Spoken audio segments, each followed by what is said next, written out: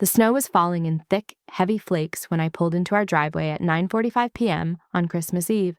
My fingers were numb from the cold, my scrubs still damp from the emergency surgery that had run 3 hours longer than expected.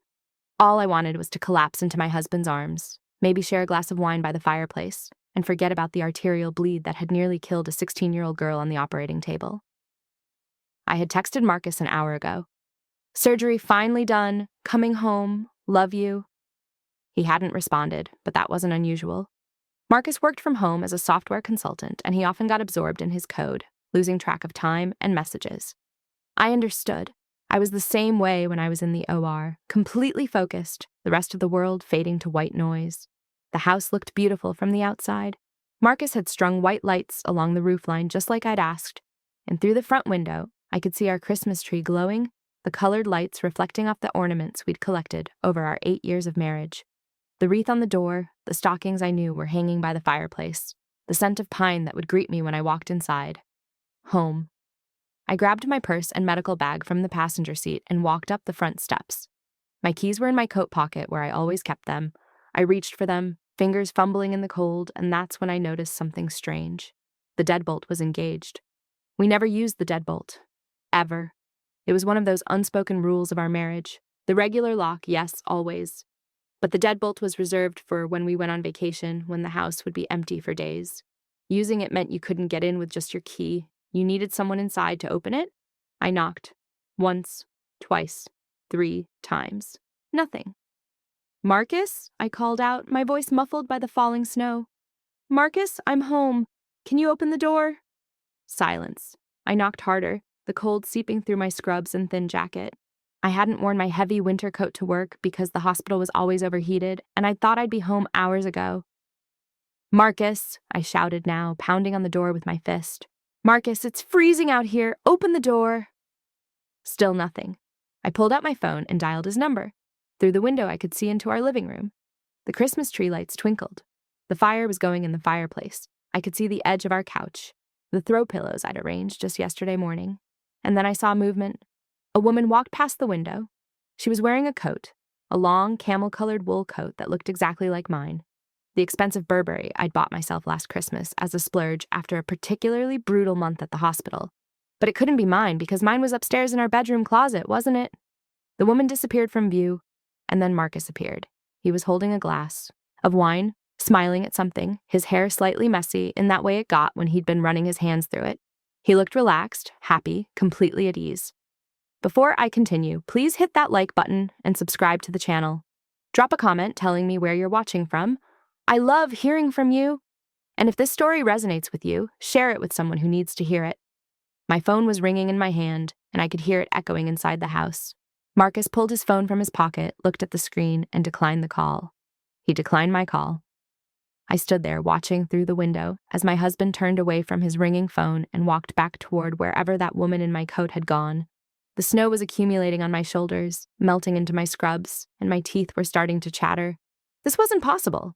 This couldn't be happening. I dialed again.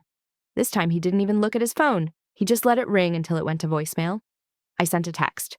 "Marcus, I'm outside. The deadbolt is on. I can't get in. It's freezing. Please open the door."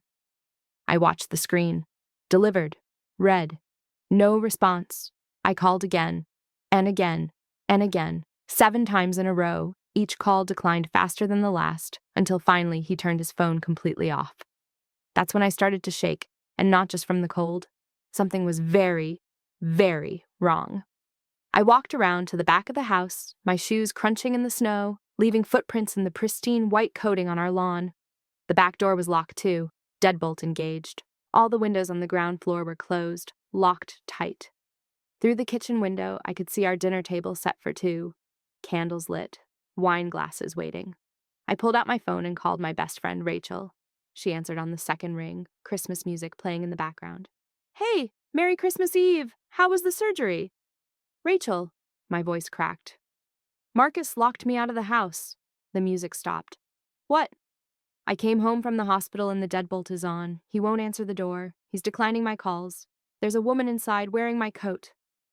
"What do you mean there's a woman? Olivia, where are you right now?" "Standing in my backyard in the snow."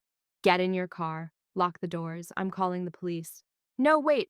Olivia, listen to me. Your husband locked you out of your house on Christmas Eve in a snowstorm while another woman is inside. This is not okay. This is not normal. Get in your car right now. I did what she said, my legs moving on autopilot back around to the driveway, climbing into my Honda, starting the engine and blasting the heat. My hands were shaking so badly I could barely hold my phone. Rachel, I don't understand what's happening. I know, sweetie, I know. Just stay on the phone with me. Are you locked in the car? Yes. Good. Now we have options. We can call the police and have them make Marcus open the door. It's your house too. You have every right to be inside. Or you can come stay with me and Tom tonight, and we'll deal with this tomorrow. I stared at the house, at the warm lights glowing from every window, at the Christmas tree I decorated with so much care. I thought about the presents I'd wrapped and hidden in the guest room closet. I thought about the prime rib roast I'd ordered from the butcher, sitting in our refrigerator, waiting to be cooked tomorrow for Christmas dinner. I thought about the woman in my coat. I want to know who she is, I said quietly. Olivia. I want to know who she is and why Marcus locked me out to be with her. I want to know right now.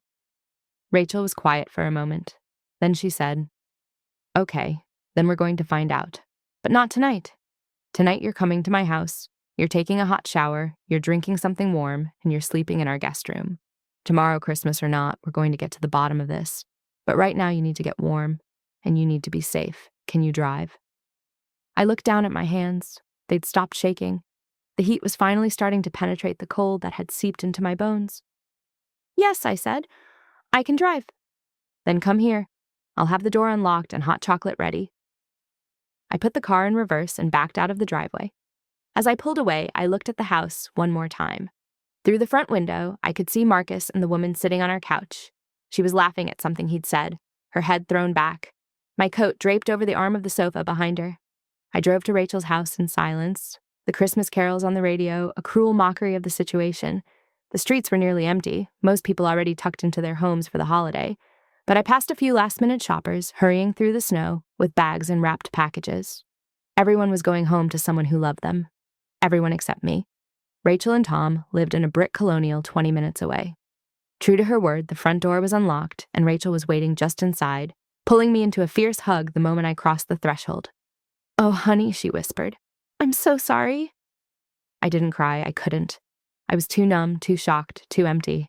I just stood there in her foyer, dripping melted snow onto her hardwood floors, and let her hold me. Tom appeared with a stack of towels and a heavy fleece blanket. He wrapped it around my shoulders without a word, his jaw tight with barely contained anger. Tom had been Marcus's friend first, back in college, before he'd introduced me to Marcus at a party 8 years ago. We'd hit it off immediately. 3 months later, Marcus proposed. It had seemed like fate. Do you want to talk about it? Rachel asked gently, guiding me to their couch. I don't know what there is to say, I replied, my voice flat. My husband locked me out of my own house on Christmas Eve so he could spend it with another woman. That's what happened. That's all I know. Tom disappeared into the kitchen and returned with a mug of hot chocolate piled high with marshmallows, just like he'd been making them since we all became friends. He set it on the coffee table in front of me. I'm going to kill him, Tom said quietly. I swear to God, Olivia, I'm going to kill him. Tom, Rachel warned. No, I mean it. This is beyond anything I can even begin to understand. Who does this? Who locks their wife out in the snow? On Christmas Eve? Someone who wants her to know, I said, surprised by the steadiness in my own voice. Someone who's done hiding. They both looked at me. He could have just not been home, I continued, picking up the mug and wrapping my hands around its warmth. He could have told me he was going out, made up an excuse, but he didn't. He was there. He saw my calls. He read my texts. He chose not to answer.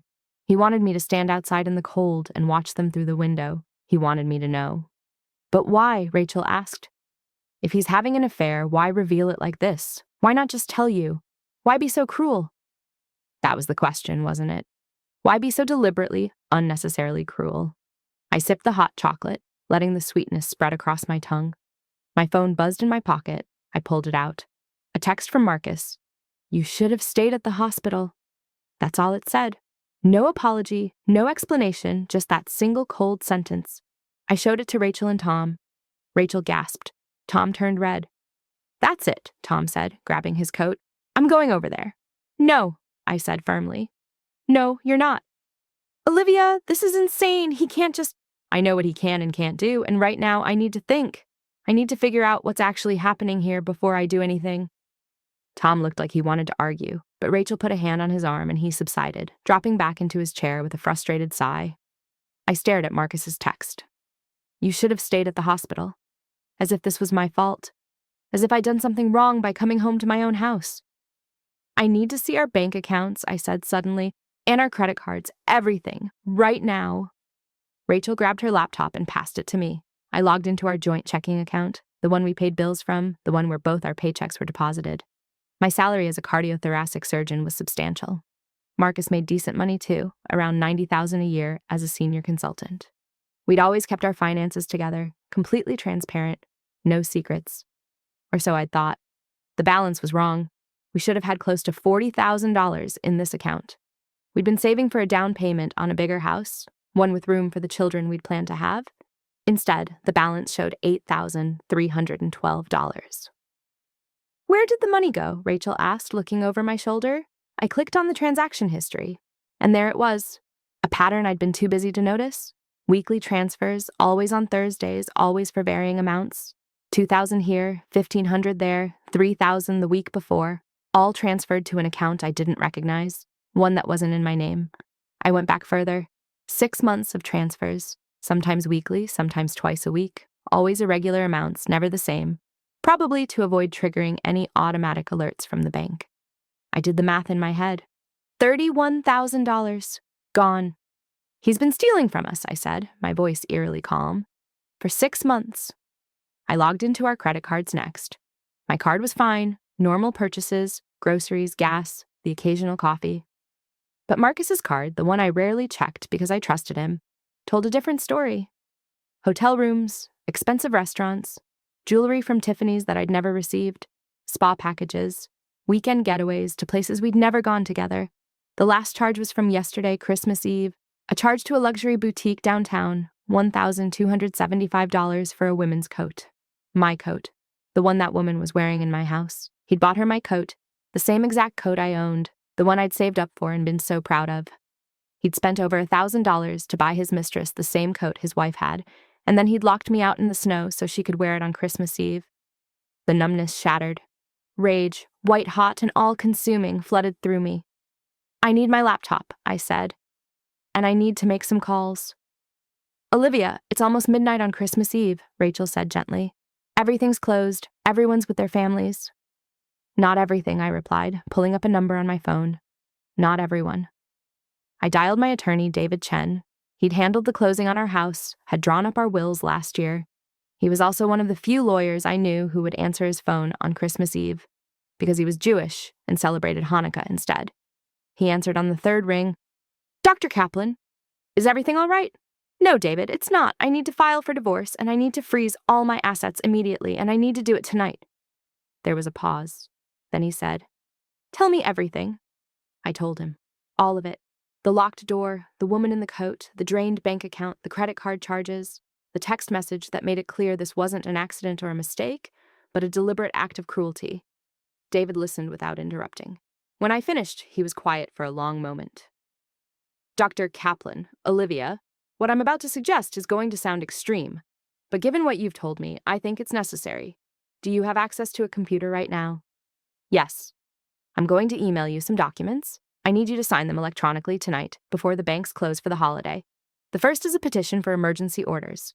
We're going to request that the court freeze all joint accounts, prevent any further transfers, and grant you exclusive use of the marital home.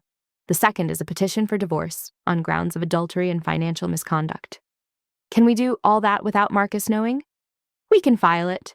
He'll be served with papers, probably the day after Christmas, but the financial freezes will happen immediately, tonight, as soon as you sign. By morning, he won't be able to access any joint funds. Do it, I said without hesitation. There's one more thing, David continued. Do you have any way to document what happened tonight? Photos, videos, anything? I thought about the scene through my window. Marcus and the mystery woman on our couch. I can go back and take pictures. The deadbolt is still engaged. I can document being locked out. Do that. And if you can see them through any windows without trespassing, photograph that too. We need to establish a pattern of behavior, especially the cruelty of locking you out on Christmas Eve. The court will not look kindly on that. We talked for another 20 minutes, going over details, planning strategy. By the time I hung up, I had a clear path forward. Rachel and Tom had listened to every word, their expressions shifting from shock to grim determination. "So, we're going back to the house," Tom said. It wasn't a question. "We're going back," I confirmed. "I need photos, I need evidence, and I need to see who she is." We pulled up to my house at 12:30 a.m. Christmas morning. The snow had stopped, leaving everything covered in a pristine white blanket. The Christmas lights were still on, the tree still glowing through the window. It looked like a picture-perfect holiday scene. I got out of Tom's car, Rachel and Tom flanking me on either side. The deadbolt was still engaged. I took photos of the front door, the locked deadbolt visible in the frame. I photographed my keys in my hand, showing that I had the means to enter but couldn't. Then I moved to the front window and looked inside. They were still on the couch, but now they were asleep. Marcus was lying back, his head tilted to the side, mouth slightly open. The woman was curled against his chest, her face finally visible. I'd never seen her before. She was young, probably mid-20s, with long dark hair and delicate features. She was beautiful in a way that made my stomach twist, but it was what she was wearing that made me freeze. My coat was draped over both of them like a blanket, but underneath, I could see she was wearing my clothes. My favorite cashmere sweater, the cream-colored one Marcus always said brought out my eyes. My jeans, the ones I'd left folded on the chair in our bedroom yesterday morning. She wasn't just in my house. She was wearing my life. I took photos of everything, the couple asleep on the couch, the dinner table set for two with what I could now see were my good china plates, the Christmas tree with presents underneath that I definitely hadn't wrapped, the whole scene of domestic bliss that should have included me, but instead featured this stranger. "Olivia," Rachel whispered. "Look at the mantle." I shifted my angle to see what she was pointing at. There, where our wedding photo usually sat, was a different frame. I zoomed in with my phone camera. It was a photo of Marcus and this woman. They were at a beach somewhere, both smiling, his arm around her shoulders. The photo that should have been me and Marcus on our honeymoon in Maui had been replaced with Marcus and her on what was clearly a romantic vacation. "He's rewriting history," I said softly. "He's erasing me." Tom's hand landed on my shoulder, steadying. "We have everything we need. Let's go." Back in the car, I sent all the photos to David Chen. His response came quickly. "This is even better than I hoped. The replacement of your photo, the use of your personal items, this demonstrates not just infidelity, but also a campaign to erase you from your own home. File a restraining order first thing tomorrow. I mean it. This man is dangerous." Dangerous. I'd never thought of Marcus as dangerous, selfish maybe, in the way most people are sometimes selfish, occasionally thoughtless, but dangerous? Yet what else would you call someone who locked their spouse out in the snow? Someone who stole their money and replaced their life with someone else's. I spent what was left of Christmas morning on Rachel's couch, signing electronic documents on her laptop. Petition for divorce, request for emergency orders, request for exclusive use of marital home, request for restraining order, request for immediate custody of all marital assets. By 9 a.m., it was done. By 9:30, David had filed everything electronically. By 10 a.m., our joint bank accounts were frozen. "Merry Christmas," David texted. "He's not going to have a very good morning." I should have felt satisfaction. Instead, I felt empty. Rachel made breakfast, eggs and toast and bacon that I couldn't eat. Tom tried to get me to watch Christmas movies, but I couldn't focus. All I could think about was the woman in my coat, sleeping in my house, wearing my clothes, living my life. Who was she? How long had this been going on? And why had Marcus chosen Christmas Eve, of all nights, to reveal her existence? My phone rang. Marcus. I didn't answer. He called again, and again. By the sixth call, I turned my phone off. An hour later, there was a pounding on Rachel's front door. Tom answered it, and I heard Marcus's voice, loud and angry, demanding to see me. "She doesn't want to talk to you," Tom said firmly. "She's my wife. You can't keep her from me." Actually, as of about an hour ago, I can. She filed for a restraining order. "You come near her again, you're going to jail." Silence. Then, "This is insane. She's overreacting. I just needed some space." "You locked her out of her own house in a snowstorm on Christmas Eve. There's no amount of space that justifies that." "You don't understand. She's always working. She's never home. I was lonely." I walked to the front hallway, ignoring Rachel's protest, and looked at my husband. He looked awful. His hair was unwashed, his eyes bloodshot, his clothes, the same ones he'd been wearing last night, rumpled and stained. "Hi, Marcus," I said calmly. He looked at me and something shifted in his expression. Relief, maybe, or hope. "Olivia, thank God. Can we talk? Please? I can explain everything." "Were you lonely when you were stealing $31,000 from our account?" His face went white. "Were you lonely when you bought her a $1,200 coat? When you took her on weekend trips to places we'd talked about going together?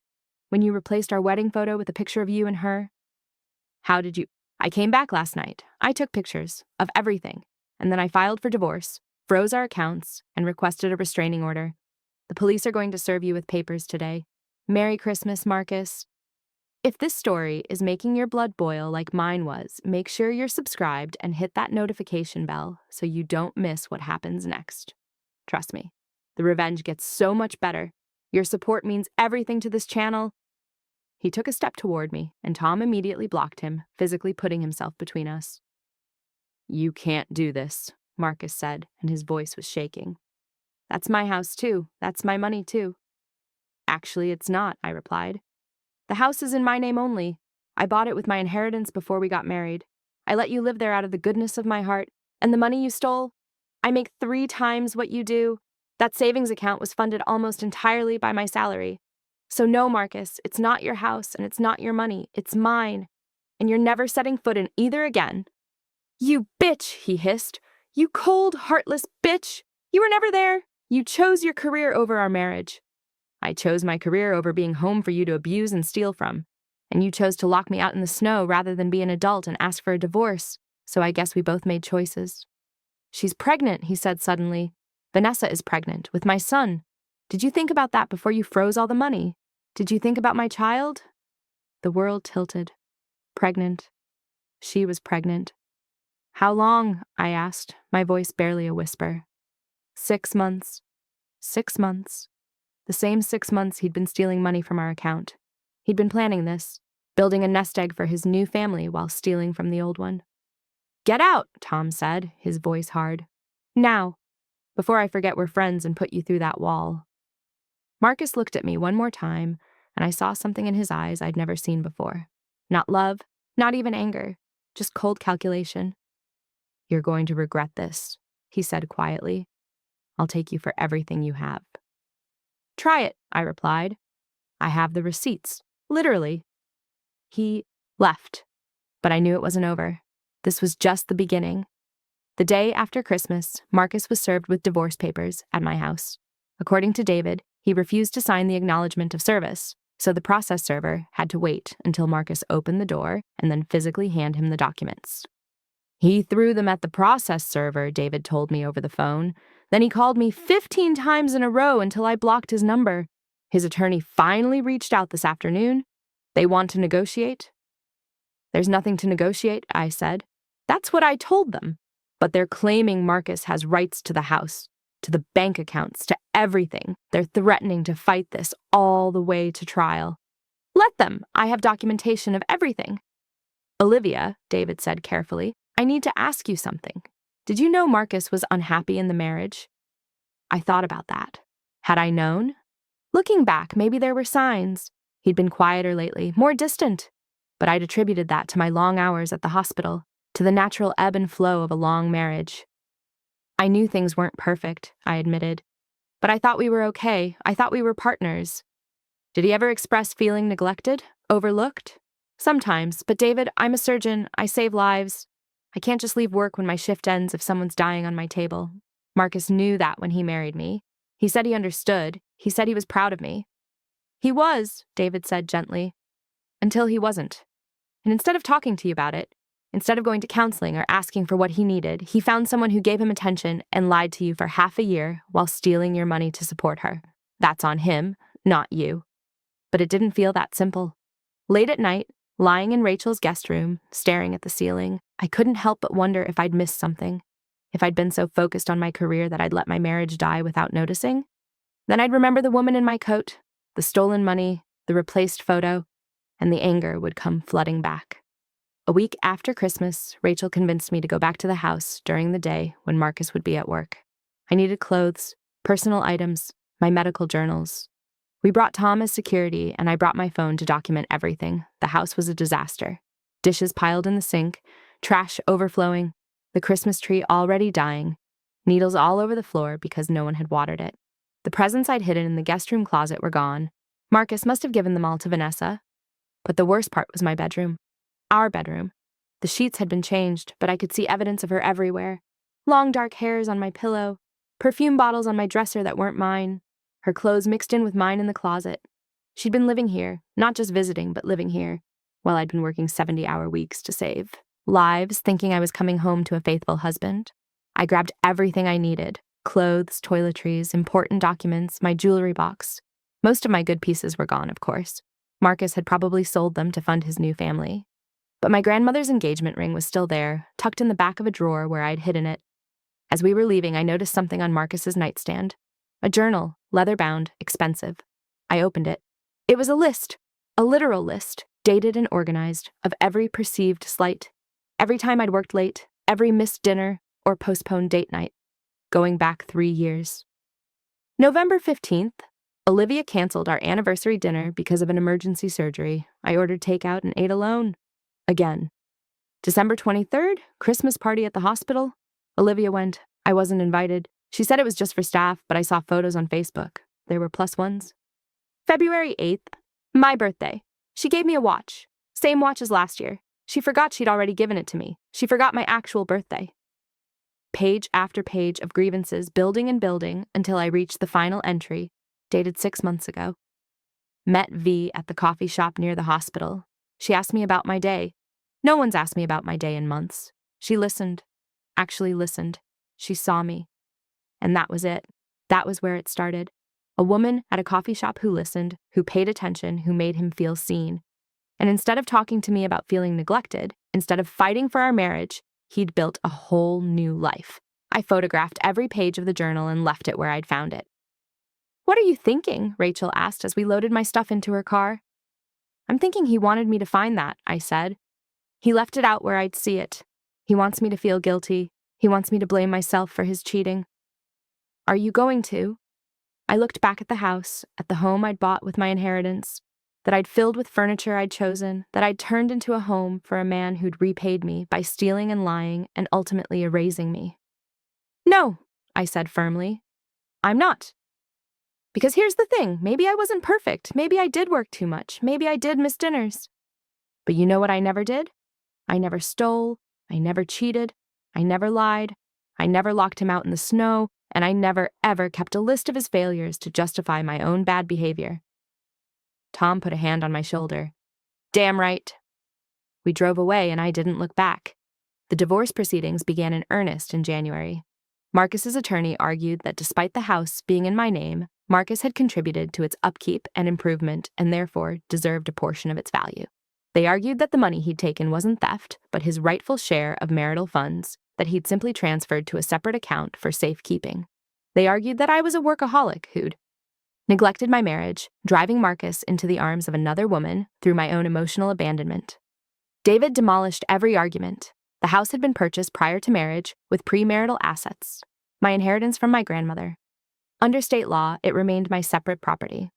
Yes, Marcus had lived there, but he'd lived there rent-free for 8 years. If anything, he owed me back rent. The money he'd taken wasn't transferred for safekeeping. It was transferred to a secret account I had no access to, then spent on vacations and jewelry for his mistress. That wasn't asset protection, that was theft. And as for emotional abandonment, David presented evidence of my work schedule over the past year. Yes, I worked long hours, but I also had days off, evenings off, time when I was home and available. And what was Marcus doing during those times? According to the credit card records and phone logs David had subpoenaed, Marcus was spending those times with Vanessa, text messages, planning meetups, hotel charges during days when I was home, restaurant reservations for 2 while I sat alone in our house, waiting for him to come back from supposed work dinners. "Your Honor," David said during one particularly brutal hearing, "Dr. Kaplan did not neglect her marriage. She worked hard to save lives and provide a comfortable home for her family. Mr. Collins neglected his marriage by choosing to spend his time with his mistress while his wife was fulfilling her professional obligations. To claim that Dr. Kaplan's career drove him to infidelity is to absolve him of all personal responsibility for his choices. The judge, a no-nonsense woman in her 60s, looked at Marcus over her reading glasses. Mr. Collins, I've reviewed the evidence presented by both sides. The documentation of your affair, the financial transfers, the timeline. I've also read your journal. Marcus's face went red. He hadn't expected that. He'd thought it would be used to make me feel guilty, not presented as evidence of premeditation. What I see here, the judge continued, is not a man who was driven to infidelity by neglect, but a man who chose to keep score, who chose to build resentment rather than communicate, and who ultimately chose to deceive his wife while stealing marital funds to support a secondary relationship. This court does not look kindly upon such behavior. She ruled in my favor on every single point. The house remained mine. The stolen money was to be repaid in full, with interest. I was granted a restraining order preventing Marcus from coming within 500 feet of me or my property. The divorce would proceed on grounds of adultery and financial misconduct. Marcus stood up, his chair scraping loudly. This is bullshit. She's a surgeon.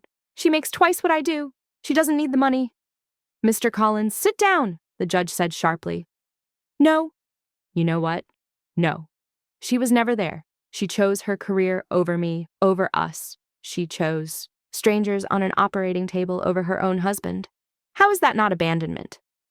Because she married a surgeon, the judge replied, her voice ice cold.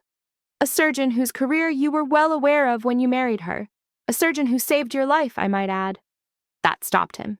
He stared at the judge. Oh yes, Mr. Collins, I read the entire file. 7 years ago, Dr. Kaplan performed an emergency appendectomy on you when your appendix ruptured. You'd delayed going to the hospital because you thought it was food poisoning. By the time you arrived, you were hours from sepsis. Dr. Kaplan was the surgeon on call. She saved your life, and then apparently you married her. I'd forgotten about that. Or not forgotten. I remembered the surgery, remembered the handsome young man who'd joked with me afterward, who'd asked me to dinner once he was released, who'd courted me with flowers and poems and promises. I just hadn't connected it to this moment. She saved your life, and you repaid her by stealing her money and locking her out in the snow. This court finds your behavior reprehensible. If you have nothing further to add, I suggest you sit down and let your attorney finish this proceeding. Marcus sat, but the look he gave me was pure hatred. The final divorce decree was issued in March, 3 months after Christmas. I got the house, the money Marcus had stolen, plus interest, and my freedom.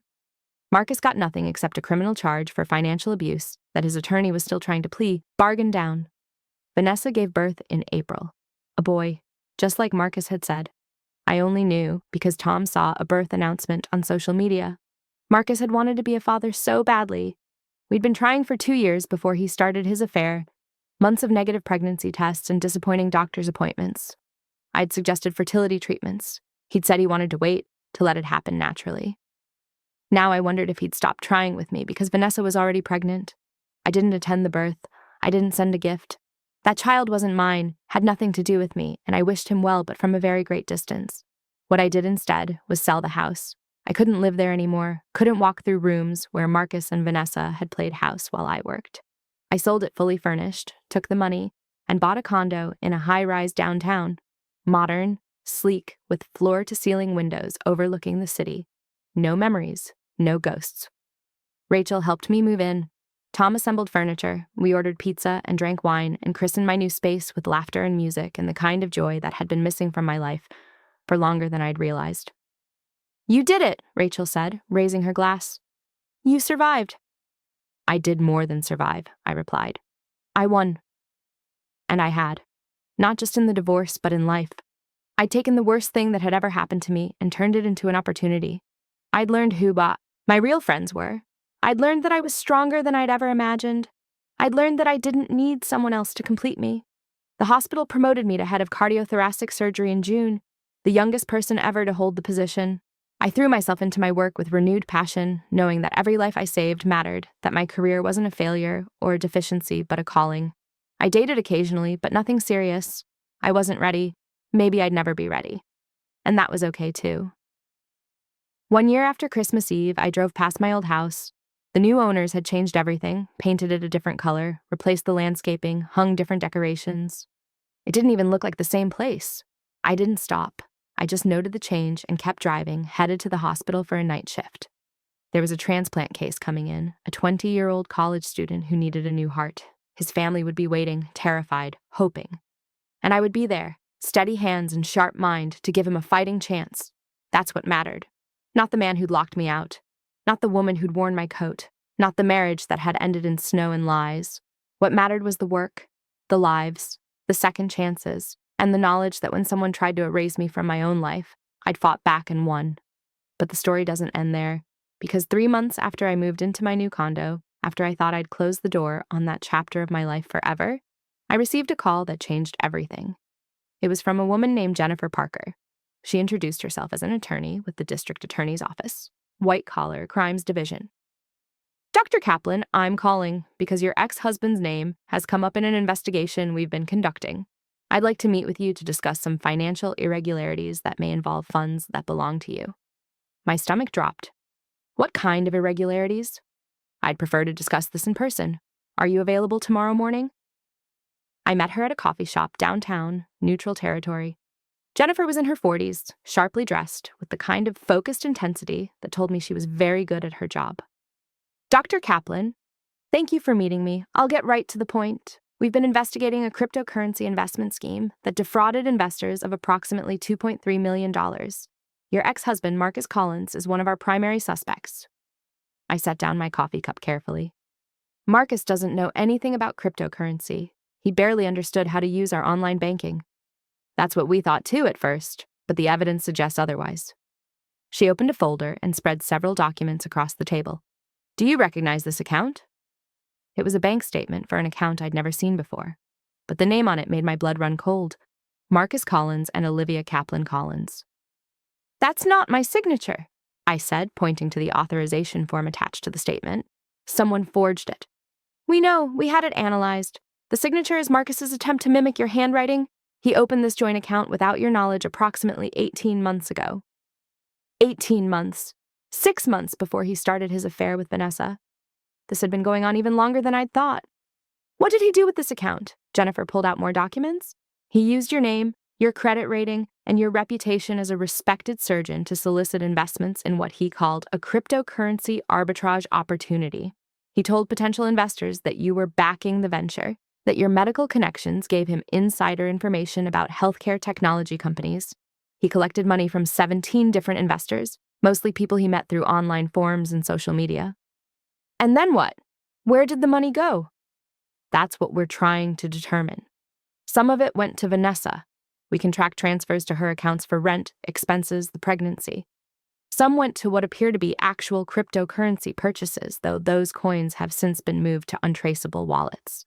And a significant portion simply vanished into cash withdrawals. I felt sick. How much are we talking about? From the investors? $2.3 million, but here's where it gets worse for you. Jennifer pulled out another document. Marcus took out several loans using your name and forged signatures. Personal loans, a home equity line of credit against your house. Wait, against my house? The one that was solely in my name. He forged a quitclaim deed adding himself as a co-owner, then used that fraudulent deed to secure a home equity line of credit for $200,000. My hands were shaking. When? When did he do this? The quitclaim was filed 8 months ago. The HELOC was opened 6 months ago, right around the time he started transferring money out of your joint checking account. Everything was falling into place. The affair wasn't just about loneliness or feeling neglected. It was a cover for a much larger scheme. Marcus had been systematically stealing from me, using my name and reputation to defraud others, building a financial cushion so he could leave me without consequences. And if I hadn't been locked out on Christmas Eve, if I hadn't discovered the affair, I might never have known until the investors started demanding their money back and coming after me. What happens now? I asked. Now we build a case. We need you to provide documentation of everything, the divorce proceedings, the financial records, any communication you have with Marcus or about Marcus. We need to prove you had no knowledge of this scheme, that you were a victim of his fraud, just like the investors were.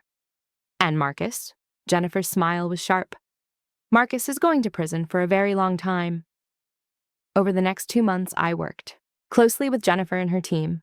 I provided every document, every email, every text message. I sat for depositions where I explained over and over that I'd had no knowledge of Marcus's activities, that I'd been working 70-hour weeks at the hospital while he was building his criminal enterprise. The investigators interviewed my colleagues at the hospital. They interviewed Rachel and Tom. They pulled my work schedules, my surgical logs, my patient records.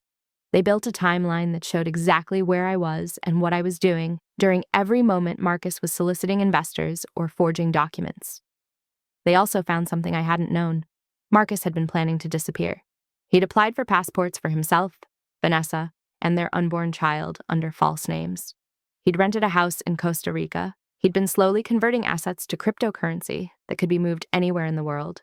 He'd planned to take the money, fake his death, or simply vanish, and leave me holding the bag for $2.3 million in fraud. The only reason the plan fell apart was Vanessa's pregnancy.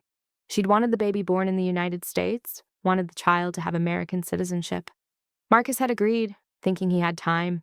He'd thought he could keep me in the dark just a little longer, could manage both lives a little longer. But then I came home early on Christmas Eve. The trial began in September, 15 months after that snowy night. The prosecution called victim after victim, retirees who'd invested their life savings, a single mother who'd put in her kid's college fund, a veteran who'd invested his disability payments. Each one told the same story. Marcus had been charming, persuasive, had shown them documents with my name and credentials, had promised guaranteed returns. He said his wife was a surgeon at one of the best hospitals in the country, one elderly woman testified, crying. He said she had insider knowledge about which companies were going to succeed. He showed me her picture, said how smart she was. I trusted him because of her. Hearing that broke something in me. These people had been defrauded, using my reputation, my career, my name. They'd lost everything because Marcus had convinced them that I, someone they'd never met, was vouching for him. When it was my turn to testify, the defense attorney tried to suggest I'd known about the scheme, that I'd looked the other way because I benefited from the money. Dr. Kaplan, isn't it true that you enjoyed a very comfortable lifestyle during your marriage to Mr. Collins? I enjoyed a comfortable lifestyle because I'm a cardiothoracic surgeon and I earn a comfortable salary. But you didn't question where the extra money was coming from. What extra money? The money Marcus stole from our joint account? The money he transferred to secret accounts I didn't know about? No, I didn't question money I never saw because I didn't know it existed. You expect this jury to believe that a highly educated physician didn't notice her husband was running a $2 million investment scheme. I expect this jury to believe that a highly educated physician who worked 80 hours a week saving lives trusted her husband not to be a criminal. Apparently, that trust was misplaced. The prosecutor smiled. The defense attorney moved on. Marcus's attorney tried to paint him as a victim of circumstance, a man pushed to desperate measures by a neglectful wife and the pressure to provide. They brought in character witnesses who testified that Marcus was charming, kind, wouldn't hurt anyone. Then the prosecution showed the jury Marcus's journal, the one where he'd kept score of every perceived slight, the one that showed premeditation, planning, a calculated building of resentment to justify his actions. They showed the forged signatures, the fake deed, the secret accounts, the passport applications, the cryptocurrency wallets, the house in Costa Rica. This is not a man who made a mistake, the prosecutor told the jury in her closing argument. This is a man who spent years planning to defraud his wife and innocent investors. He used Dr. Kaplan's reputation to lure victims. He forged her signature to steal from her. He locked her out of her own home when she got too close to discovering his crimes, and he planned to flee the country, leaving her to face the consequences of his actions. This is not desperation. This is calculated, premeditated fraud. The jury deliberated for 6 hours. When they returned, Marcus was convicted on all counts: wire fraud, identity theft, forgery, investor fraud, and conspiracy to commit fraud. The judge sentenced him to 14 years in federal prison. I sat in the courtroom as the sentence was read, watching Marcus's face crumble. Vanessa was there, sitting in the back with their son. She looked tired, worn down, like she'd aged 10 years in the past 12 months. When Marcus was led away in handcuffs, she didn't cry. She just stood up and left, the baby in her arms, and didn't look back. Outside the courthouse, Jennifer found me. It's over. You're free and clear. We've confirmed you had no involvement in the scheme. The investors know you were a victim too. What happens to them? The people he defrauded? There's a restitution fund. They'll recover some of it, maybe 30 to 40%. It's not everything, but it's something. And none of it will come from you. You're protected. I nodded, but it didn't feel like a victory. Those people had lost their savings because of my name, and no amount of legal protection changed that. There's one more thing, Jennifer said. Vanessa has agreed to cooperate with investigators. She claims she didn't know the full extent of Marcus's schemes, but she admits she knew he was stealing from you. She knew about the forged documents. She knew you were being set up to take the fall. And she said nothing. She said nothing. She's facing charges as an accomplice, though her attorney is trying to work out a deal since she cooperated. I thought about Vanessa, about the woman in my coat who'd been living my life. I'd spent so long being angry at her, blaming her for destroying my marriage. But now I wondered if she'd been a victim too, in her own way, or if she'd been a willing participant in Marcus's schemes from the beginning. I don't care what happens to her, I said finally. I just want this to be over. It is. It's over. But as I walked away from the courthouse, I realized Jennifer was wrong. It wasn't over. Not quite yet. Because that night, I received an email from Vanessa. Dr. Kaplan, I know you have no reason to listen to me or believe anything I say, but I need you to know the truth. All of it. Can we meet? Please. One time, just to talk. I owe you that much. I stared at the email for hours. Every rational part of me said to delete it, to block her, to move on with my life. I didn't owe her anything. She'd participated in ruining my life, even if she claimed not to know the full extent. But there was a part of me, a small, stubborn part, that needed to know, needed to understand how it had all happened, how I'd been so thoroughly deceived. I replied, 1 meeting, 1 hour, public place, tomorrow. We met at a park, a neutral space with plenty of people around. Vanessa looked different from the beautiful young woman I'd seen through my window that Christmas Eve. She looked haunted, thin, exhausted. The baby, Marcus's son, slept in a stroller beside her. Thank you for coming, she said as I sat down on the bench across from her. You have 1 hour. Start talking. She took a deep breath. I met Marcus 2 years ago. I was waitressing at a restaurant near the hospital. He came in a lot, always alone, always ordering takeout. We started talking. He told me he was divorced, that his ex-wife had been abusive, that he'd barely escaped. He seemed so sad, so lonely. I felt sorry for him. He wasn't divorced. I know that now, but I didn't then. He showed me an apartment lease with only his name on it. He had a separate phone he used to call me. He said his ex was stalking him, that he had to be careful. I believed him. When did you find out he was lying? 6 months into our relationship. I got pregnant. He told me the truth, that he was still married but planning to leave you, that he just needed time to get his finances in order. He said you were wealthy and would take everything if he asked for a divorce without preparing. He said he needed to protect himself, protect our baby. And you believed that too. She looked down at her hands. I wanted to believe it. I was pregnant. I had no money, no family to help me. He promised he'd take care of us. He said he just needed a few more months. So you moved into my house, wore my clothes, replaced my photo. He told me to. He said it would make you angry enough to leave him, that it would make the divorce easier. He said you were never home anyway, that you'd probably be relieved. He made it sound like he was doing everyone a favor. I wanted to be angry, wanted to hate her, but looking at her sitting there with Marcus's child, I mostly felt sad. Sad for both of us. Why are you telling me this now? Because I found something. She reached into her bag and pulled out a laptop. After Marcus was arrested, I got access to his computer. I found files, plans, and one of them was about you. She opened the laptop and turned it toward me. It was a document titled Endgame Protocol. I read it, my hands shaking. Marcus had been planning to kill me. Not immediately, but eventually. After he'd transferred enough money, after he'd built his new life with Vanessa, after everything was in place.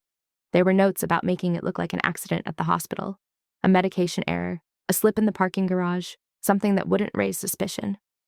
He was going to frame me for your death, Vanessa said quietly.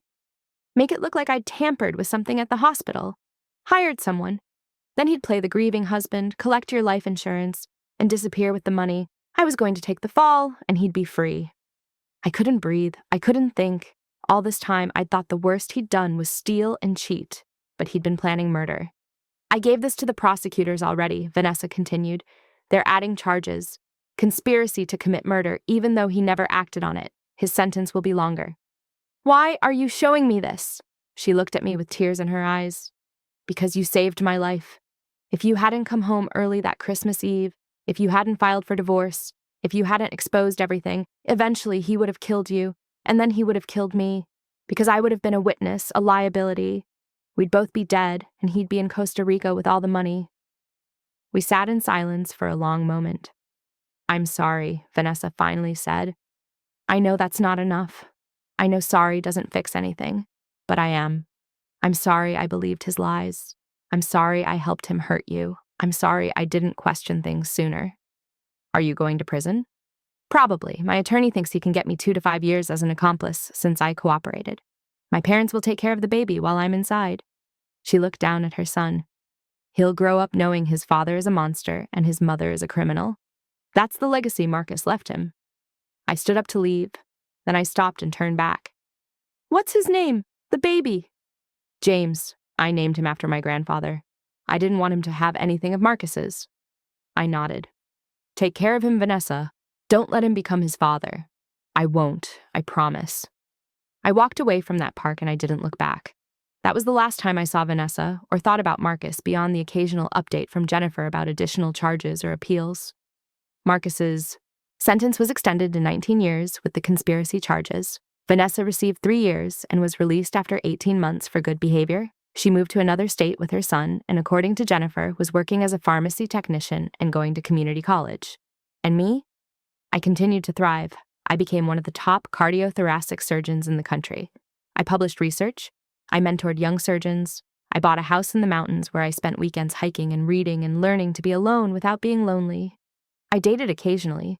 I even fell in love once with a kind professor of literature who knew nothing about medicine and didn't care about my career except that it made me happy. It didn't work out. He wanted children, and I'd decided I was done sacrificing my dreams for someone else's vision of what my life should be. But we parted as friends. 5 years after that Christmas Eve, I received a letter. It was from Marcus from prison. I almost threw it away without reading it, but curiosity won. The letter was long, rambling, full of excuses and justifications. He blamed his childhood, his parents, his insecurities. He blamed me for working too much, for making him feel small. He blamed Vanessa for getting pregnant, for forcing his hand. But at the very end, there was one paragraph that felt different from the rest. I know you'll never forgive me. I know I destroyed everything we had, everything you worked for. I know I tried to destroy you completely. In my worst moments, I wonder if any of it was worth it. The money is gone. The woman is gone. My son doesn't know me. I'm in prison for the next 14 years. And you? You're thriving. You're successful. You're free. Maybe that's the real punishment. Knowing that despite everything I did, despite how hard I tried to break you, I couldn't. You won. Completely and absolutely, and I lost everything. I read that paragraph 3 times. Then I put the letter through the shredder and went to work. Because he was right. I had won. Not because he was in prison, not because he'd lost everything, but because I'd taken the worst thing that had ever happened to me and refused to let it define me. The woman who'd been locked out in the snow on Christmas Eve would have crumbled, would have blamed herself, would have spent years wondering what she'd done wrong. But the woman I'd become, she knew exactly what she'd done right. She'd fought back. She'd documented everything. She'd been smarter, faster, and more strategic than the man who tried to destroy her. And she'd built a life so good, so fulfilling, so completely her own, that his betrayal had become nothing more than an interesting story she sometimes told at dinner parties. You want to know the craziest thing that ever happened to me? I'd say, and people would lean in, eyes wide, as I told them about the husband who locked me out, the mistress in my coat, the $2 million fraud scheme, and at the end they'd always ask, do you regret marrying him? Do you wish it had never happened? And I'd smile and say, not for a second, because if it hadn't happened, I wouldn't be who I am now, and I really, really like who I am now. That was the truth. The whole truth. Marcus had tried to erase me from my own life, but instead he'd set me free. Thank you for staying until the end. If this story gave you the justice you needed to see, check out the other videos on screen. They're just as satisfying. And if you haven't subscribed yet, what are you waiting for? See you in the next story.